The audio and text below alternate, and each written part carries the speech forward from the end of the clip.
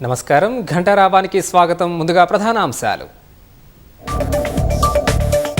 జమ్మూ కశ్మీర్లో పర్యాటకులపై ఉగ్రవాదుల కాల్పులు, పలువురు మృతి, 20 మందికి పైగా గాయాలు.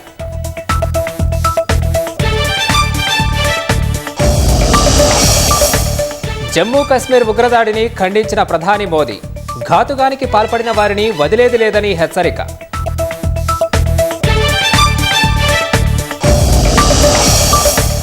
సివిల్స్ ఫలితాల్లో తొలి ర్యాంకుతో సత్తాచాటిన శక్తి దూబే, 11వ ర్యాంకుతో మెరిసిన వరంగల్ అమ్మాయి సాయి శివాని.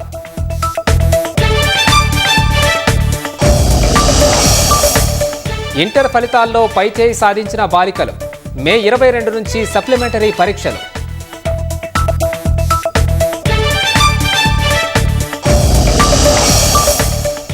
జూన్ 14న హెచ్ఐసిసి వేదికగా గద్దర్ అవార్డుల ప్రధానోత్సవం, రాగద్వేషాలు లేకుండా అవార్డుల ఎంపిక ఉంటుందన్న భట్టి. హైదరాబాద్ స్థానిక సంస్థల ఎమ్మెల్సీ ఎన్నికకు రేపే పోలింగ్, 22 ఏళ్ల తర్వాత ఎన్నిక జరుగుతుండటంతో భద్రత కట్టుదిట్టం. రోజు రోజుకి పెరుగుతున్న బంగారం ధర, ₹1,00,000 దాటిన 10 గ్రాముల పసిడి.